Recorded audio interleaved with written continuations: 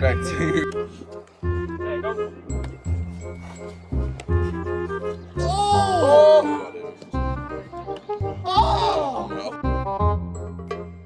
Yo, people, what's good? It's your boy Rams again from the X's and O's team, and I'm out here today with another special guest. This guy I've been trying to catch for a while actually. It's mad, we're at the New River Stadium. Man was here 2 years ago actually to watch this guy play, one of the premier QBs in the UK, Angus Cook. What's good, my brother? I'm good, bro. How are you? Not too bad, man. How you keeping? Yeah, alright. Finally getting out of lockdown, might be seeing some training soon, so I'm a little bit happier. Yeah. Get do some throwing, that's good. Able to get some work in today? Yeah, man. Met up with a couple guys. I don't get to throw too often. Got a couple of academy guys as well, which is crazy, the talent coming through. So it's nice to always get involved with some of them and see what they're developing on, and learn from other guys. Meet receivers that do stuff a different way. Right. It's always nice to get different aspects of how someone might run something versus what I'm used to, and then I also have that now in my head of like that's always an option. And the more options you've got in this game, like the more you'll win. Better, for sure. Tell me, how did you get into American football? It started when just before I went to university actually, I started watching it. One of my friends at school used to always bring a ball in at the lunchtime or whatever, and we used to throw it, but my hand at the time wasn't actually big enough to grip the ball and throw it properly. So I started watching it, and I started watching this guy, Aaron Rodgers, who obviously is possibly the best quarterback. One of the greats, man. Exactly. So started watching him, and then when I got to uni, I discovered that they actually had a team. And I was like, yeah, straight up, that's what I want to do, because I used to play rugby and stuff. And right. The level of rugby at Loughborough is like incredibly high, and I wasn't really sure I wanted to try out. And if I got it, I might be in one of the lower teams, or if I didn't, I'd be stuck playing for my hall against other halls. So I was like, I like this sport, I want to give it a go. And so I started playing for the uni team. I was a receiver at first because they had 4 quarterbacks or 3 quarterbacks, and then slowly later on in the year began to transition to quarterback because it's really what I wanted to do. And yeah, after a couple of guys graduated, I finally got my chance to actually play. So from there, just stuck with it. Yeah, man. So always interests me like the pathways people get into the sport. I mean, as being a UK guy, I suppose American football isn't one of the flagship sports here. So yeah, it's just interesting to see that you saw Aaron Rodgers slinging a ball and you were like, yeah, you know what, this is for me. I think definitely what's going on as well is, with things like the NFL Academy, there's a lot more media going on with the younger guys. Right. I think that's something that's just growing the sport massively. I think it's that American football is one of the fastest growing sports in the UK now. It is. I think the fact that all of this is going on is just culminating in like a new generation of the sport in this country, which is really exciting to be a part of, even if I'm not at the beginning of it like some of these guys are. So yeah, no, it's pretty exciting, especially for them. That's pretty sick, man. So off that, what teams have you played for? So I've actually been pretty loyal, to be honest. I played for Loughborough. I'm coming to the end of playing. Unfortunately, we didn't get a last season because of COVID. But other than that, I've just been at Tamworth. So that's Loughborough. Sorry to cut you in. Loughborough University. Yeah, Loughborough University. The students, and then in summer I've just been playing at Tamworth Phoenix. So played behind Patrick Daly for a few years and learned a lot from him. And dude's so talented, but also such a down-to-earth guy. He's really helpful at just giving little key things. And then he moved on to play in Europe, so I got a chance, and yeah, I'm happy to stay at Tamworth. Amazing, man. The Phoenix. Yeah, man. Heard a lot about these guys, man. If I'll go into that, what position do you play? So I play quarterback, but generally I'll think of it as whatever I need to do for a team. Like when Patrick was there, I was his backup. I was the guy on the sideline that would do the signals. I'd do whatever I needed to do, but also if there's an event where I have to play a different position or is needed, 100% I'm happy to do it. One of the good things about being a quarterback is having offensive knowledge. You don't just know one person's routes, you've got to know everyone. So if you need to step in, you can. But yeah, at the minute, I'm very locked in on being quarterback. And yeah, that's kind of it. Yeah, man. So you say you play at the Phoenix. Heard a lot about these guys. Think they're one of the powerhouses, if not one of the best powerhouses in the north. What was it like playing at the Phoenix? I think, well, first of all, let's settle that. One of the powerhouses, it 100% is. We've been to the last 3 Britball finals. I mean, I think if you can't look at that as one of the powerhouses, I don't know what's going on. I mean, Warriors definitely a powerhouse. They've won the last 2.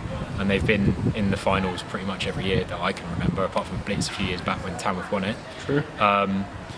But yeah, I think playing for Tamworth, there was a lot of pressure taking over from Patrick, because obviously I think when I took over there were 30 games undefeated. I might be wrong, but I think 30 regular season games undefeated. Right. And then coming in as a guy that's been playing quarterback at the time for like a year and a half, it's like, okay, can't really lose. But you know, the team I had around me was it's full of ballers. Like, it's not actually, the pressure isn't on my shoulders. I just have to give the ball to another guy and let him go and make the plays. Right. And then I think a lot of the Britball community were quite shocked when we took a defeat to Manchester, who on the day they outplayed us. They were fantastic. We had our reasons and we tried to make excuses for ourselves, but I think at the end of the day they were the better team on the day. But I think if anything, that actually made us a better team losing that game, because we went from being this team that, you know, thinking we were the best and all that, and then we turned up to training and it was like, yo, we're not the best. We've definitely got areas we need to work on. We were weak at that point in the season, and it really made us switch on going into the finals. I mean, our game plan for Blitz was difficult because we were very low on receivers and some defensive guys, but you know, our defense pulled us through that game with a pick six. And then when we got to the final, we decided to pretty much just throw out our playbook and do some exciting stuff, give me the ball a bit more to run with. I mean, sorry to cut you in, but I'll pay testament to that. So I remember being on this very same sideline watching you play that final, and I remember like there's this almost like, I don't know, agreement. Everyone's like, yeah, Warriors in the final, Warriors going to win, it's going to be a blowover, but it was literally far from that. Like, I've never seen a QB play with that kind of like intensity, but against the Warriors anyway. Like, for a lot of that game, it looked like you guys were going to win that game. I think and this is massive testament to the sadly late Dan Smith. So our offensive coordinator, we very, very sadly lost him to COVID earlier this year. Right. But he was an offensive genius. I think the whole of the season we've been trying different things. He was really making the team work with what we had. And so when we turned up on the day, I think I was just saying to one of the guys here today, actually, if you watch that game back, we were playing a 4-receiver spread look, and one of our receivers is always a running back running a flash screen. But we were still able to get as many yards as we did because Dan's drawing up the plays. He's finding weaknesses. He's seeing things that the Warriors might not have played like any time recently, at least. And you know, I turned up on the day and Dan had a chat with me and just went, look, we've got to the final. No one expects us to win. You love being an underdog. Just go out and just have fun. And so we were warming up on the back pitches over there, and I just started to get into this vibe of like, I have nothing to lose. Yeah. No one is expecting me to do anything crazy. So if I get the chance to, I'm just going to run as hard as I can. I'm going to hit someone as hard as I can if they try and hit me. And if I get a chance to hit someone with the ball, I'll sling it as hard as I can at them. And you know, just that whole experience was a really fun day, and it was nice to have such a competitive battle with the best team in the UK. Yep. And yeah, it's something I always cherish, and hopefully we get a few more players next time we get the opportunity, and we can push those points over the edge and maybe take a W home. Yeah, for sure. I'll be definitely around to see that, man. So, I mean, you're out here in the UK leagues right now. You played in the North, played at Loughborough. Would you ever think about going to play beyond the UK, Europe, the States maybe? I think it's definitely something that I'm considering thinking about going towards. I think as opportunities change for some of the younger guys, I think there's a lot of broadening of opportunities for myself as well, especially as now I'm coming to the end of my degree. I've been held back a little bit in that my university studies go on until June, and Right. with my course it's quite laboratory intensive as well. I have to be in there, so now that coming out of this, I'm not planning on going to a job for the next year, so there are opportunities for me to look to go Europe, and I'll see what happens. But if I don't think I'm going to get better by playing over there, if I get thrown into a system that maybe isn't really right, I'd rather stay here and continue to develop Got you. with the players I know. But I think it'll be a case of, you know, what opportunities do I get, and if it's a good choice for me, really. I think, yeah. Cool, man. I'm sure there'll be a lot of coaches out there trying to get you on that roster. What is your motivation to play the sport? How hard do you train? I think there's many different mindsets to what drives people. I'm very much a person that thinks negative things to get them moving forwards. I think when I started playing the sport, I was playing receiver. I was told that I wasn't going to be a quarterback because I wasn't really good enough, and I wasn't really very happy about that. So I continued to train by myself on a field. I was throwing balls at a rugby post. That was my receiver. until I finally got my shot. And then at Tamworth, I was Pat's backup, and I learned a lot from him, but it never really felt like I was going to be the QB, and then it happened. And there's been so much doubt in my ability that really drives me. And I still think there's a lot of people that honestly see me week in and week out and are like, I just don't know. And in my head, if I think they're thinking that, even if they're not thinking that, if I think they're thinking that, you can guarantee that after this session today, I've had a few good balls, I've had some that weren't as good as I'd like, so as soon as I get back to home or whatever, I'm probably going to punish myself a little bit with a workout, but it's always positive punishment. Like I don't go home and sit and get upset and sulk about it. I'm going to take what someone said that's not great about me, or I'm going to think about some stuff and I'm going to push that into the gym, or watch some film from 2 seasons ago, watch some film out of college. I mean, there's a lot of guys on YouTube that do defensive analysis, and if I can use any of that and apply it to the game that I'm playing in the future, like, there's always opportunities to get better, and if someone doesn't think I'm good enough, then I'm going to go and prove myself right, is how I think about it. Yeah, and that's a sick attitude to have, man. You can't go wrong with that. So throughout the lockdown, like, what sort of stuff did you do to stay in shape? I think I kind of split what I was trying to do in lockdown into American football stuff and staying active and healthy stuff. So I think like a lot of people in the UK, I was not blessed with having weights. I had a couple dumbbells that were like 20 kilos, so I tried to use those, and I bought some resistance bands and stuff, doing all the weird movements that everyone knows. But then with football stuff, I really took it as an opportunity to try and fix some mechanic issues.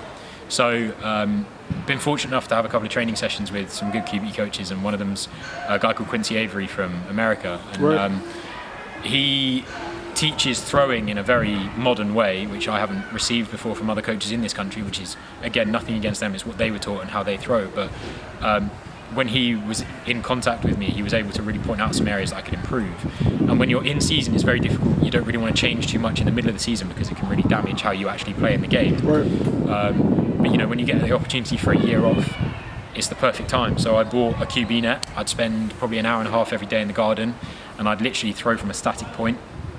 And I'd be making sure with video that I'm rotating the ball enough in my hand, I'm rotating my hip through enough, just trying to correct those little things and reset the muscle memory so that when I've come back, I'm way more consistent, I can drive the ball further, that sort of thing. And then as lockdown has kind of slowly been eased last summer, and I got an opportunity to throw with some people again, it was about being consistent and reading the receiver, reading a defense if I've got one, and actually getting to the point where I'm switching off from thinking about how I'm going to throw the ball. I'm no longer thinking about my mechanics now. I'm just seeing the defense. I'm seeing the guy that's open. I'm hitting him with the ball, and that's able to happen way more because of the training. And then, in terms of just other activity and staying fit, it was just doing a little bit of a workout every day. My housemates at uni have been quite useful in making sure that we're all working out and keeping on top of each other. And just trying to do a little bit every day to get a little bit better. That's lit, man. Especially being able to just stay active throughout this whole period. Yeah. It's been tough for a lot of us. So, well done on that, bro. Best receiver you've thrown to? That is a very, very hard question, to be fair. Kind of put you on the spot, I know. Yeah. I think best receiver I've thrown to in his prime was Ben Burslem. Unreal receiver, played GB and has been at Tamworth for many years. Right. But I think best receiver who no one knows about yet, but a lot of people are going to know about, is a guy called Lewis Kirby, who went to Loughborough University.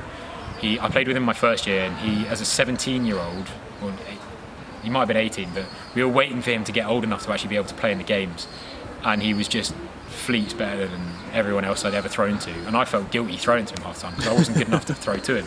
Dude's going GFL 1 this year. He's finally got an opportunity out there. Nice. And I've been throwing to him a little bit this year. We've been meeting up and been able to do some good sessions, and he's so smooth. He's a big body guy. He's like 6'5", 6'6". Wow. He goes up in the air, but he'll send you the wrong way on most of his cuts and everything. You can see when he lines up against any DB in any look, he lines up with a solution or two solutions, and he'll just flip between whichever one. And because he's quite a big guy, like even if a DB gets a chance in there, it's just not happening. And for a QB, he's a QB's dream because his catch radius is like 6'6". So just put it anywhere and he's big old down. Target, man. Big, great hands. Like, watch out for Lewis Kirby in GFL 1 this year. No pressure, bro. No pressure, you bro. lot hit it first, man. But yeah, no, definitely a very talented guy. Outside of football, who are you, man? I am an aeronautical engineering student that has slowly started to lose their interest in planes, just through studying them. But no, I'm a pretty chill guy. Sport is really what I'm into, so there's not a lot of sport I don't want to watch. I'm quite I'm still interested in engineering, as much as I've come away from aeronautical side of things. So I like designing stuff. That's hopefully what I aim to do in future. I use a lot of software and stuff like that to simulate some things that I've made. But yeah, I'm just a chill guy. Enjoy spending time with my friends. Work out as much as possible, and just stay active, playing many different sports and keeping track of them. Really, nothing too crazy. Got you guys heard it, man. Brain and abroad, man. Jesus. Listen, Angus, I appreciate you coming down today. I appreciate you being here as Thanks for your time, and bro, I'm sure we're gonna see you on the field sometime 100%. soon. I might see you out in Europe. Hey, for sure. Hey, stay fit, man. Stay healthy. In a bit. All right, Cheers. take care.